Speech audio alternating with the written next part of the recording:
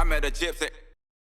And what about riders locked in? There's rumours, but you guys obviously, that's one thing that is another, I guess, like feather in the cap as well. Like Ando talked about it on the podcast, that anytime, like, he just wants to do your events regardless of how fucking over it he is from racing all year and all the scenarios that would stop someone wanting to travel internationally. Is like all those factors mitigated by just like knowing the way that you guys do events, the way that you guys treat riders. Is there people that are locked in? Like, can people expect like a pretty high level of like racing kind of year one? Yeah, totally. I mean, there's top 5 guys wanting to come, you know, for sure. I haven't heard of a rider that's not interested in coming, but each of them have their own individual challenges when it comes to contracts and what team they're on and whether they can or can't, you know. So you can't sort of possibly put a blanket statement out there. In terms of the teams, they're not contracted yet because we're going through the process now where they're just starting to get invited to with expressions of interest. So we receive those back, take it to the board at the end of April and decide which teams. And part of the team selected will be dependent on which riders that they're contracting as well. So we're saying to the teams, put your best foot forward. What riders are you planning to have, you know? And there's a bit of chicken and egg there because they don't know that they've got a team, so they can't necessarily contract the riders, but they obviously, you know, can say who they're talking to, and it's obviously very confidential. But we know that the top riders from around the world are super engaged and super interested. Some that aren't even racing in the American series, but are incredible global athletes in the motocross space that can ride Supercross really well too. So, you know, we're excited to see how it lands, but as of right now, we can't even tell you which riders exactly because it will depend which teams are selected and who they're talking to, which they're all having their own individual conversations at the moment. And you're putting in touch a lot of their agents with the team owners, so that a lot of those possible negotiations are happening as well. Like if I had a team, I'd pay this, what would you take? All of that's happening in the background. So there's a lot of energy and a lot of positivity in the background.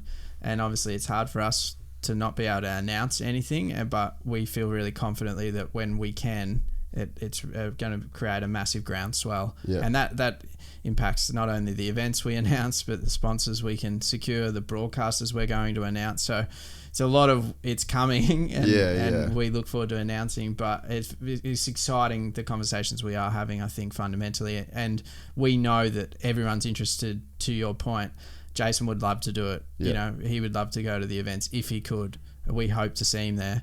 But to your point, we will be rolling the red carpet out for those riders more than we ever have before.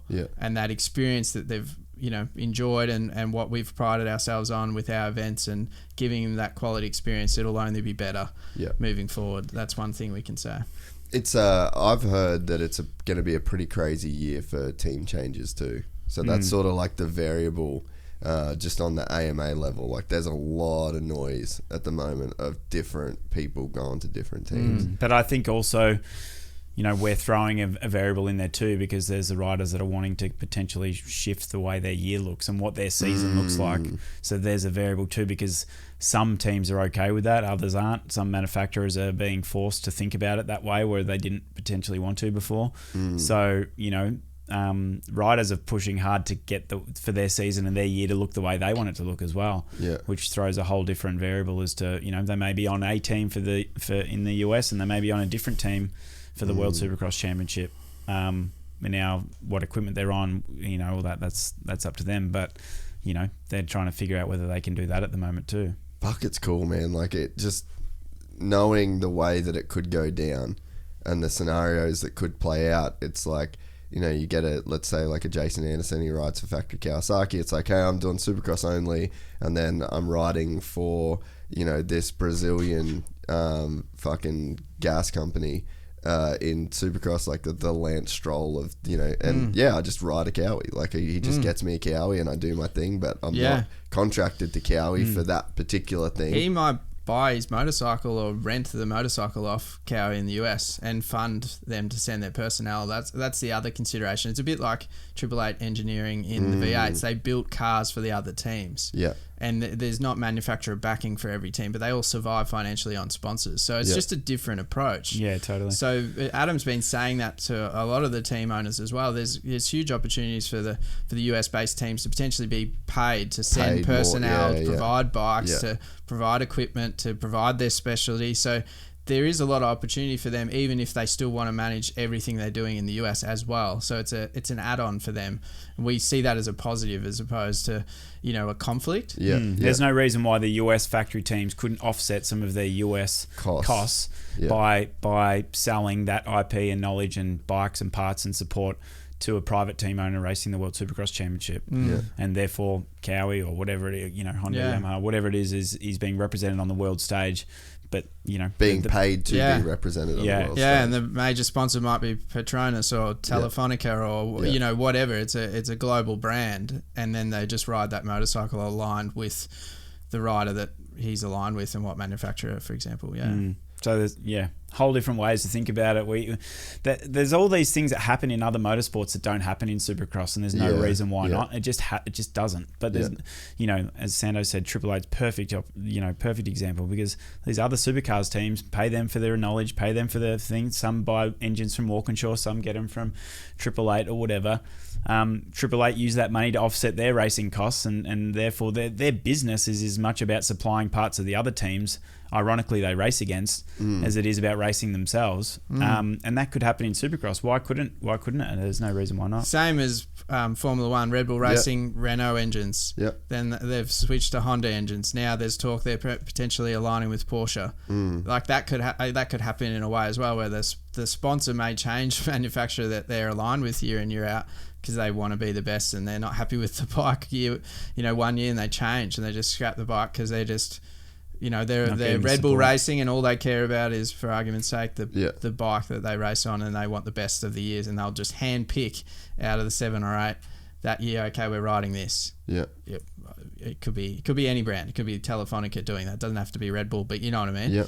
So to Adam's point, you break the mold of what's always been done, and why the team owner and the license holder is better to be a person or a business than it is to be a manufacturer. Because if it's a manufacturer, then that's it. It locks it in, and that's the traditional model. But by being a private person or business, then there is freedom to move. They can change. Like we said, the model can be, it can change year to year if they can create a competitive marketplace to get the best deal, the best equipment, the best support. To win races year on year, and that should help raise the level. And so what's our window for this year? September to November. So we'll start first or second weekend of September. We won't clash with AMA Motocross, and we'll finish around mid-November. And we won't clash with Red Bud, is I think the third weekend of September. So we're just navigating around that. There's 2 weekends in September we can have events, and then there's October, November. And we finish on that 18th, 19th weekend, which gives enough time before AMA Supercross as well. And that'd probably be that finale every year, to be honest. And so what's going to be a win for you guys this year? Like, what's going to kind of be a success year one? I mean, just epic events. No matter what, we're not going to do any half-assed events. I think the number one thing is that wherever we go, that has to be epic. They have to be at a world-class standard and to what our expectations are, which are really high. Same goes for broadcast. Same goes for the teams and the riders involved. So just like Marvel's the standard. Absolutely. 100%. Absolutely. So, we have incredibly high standards. You'd rather do less events and make them just absolutely kick ass, because we know you only have one shot to make a first impression, right? And we feel like this is our opportunity to do that again, and it has to be at the highest level. So our expectations are just to blow it out of the park, to be honest with you. We don't have any option. If you enjoyed this content, please like and subscribe. And to listen to the full 3-hour podcast, search Gypsy Tales in your favorite podcast platform or click the link in the description below. Gypsy Gang.